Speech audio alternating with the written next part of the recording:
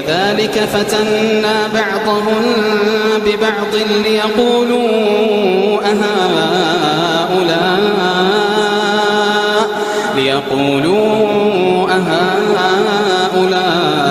من الله عليهم من بيننا أليس الله بأعلم بالشاكرين وإذا جاءك الذين يؤمنون بآياتنا فقل سلام عليكم كتب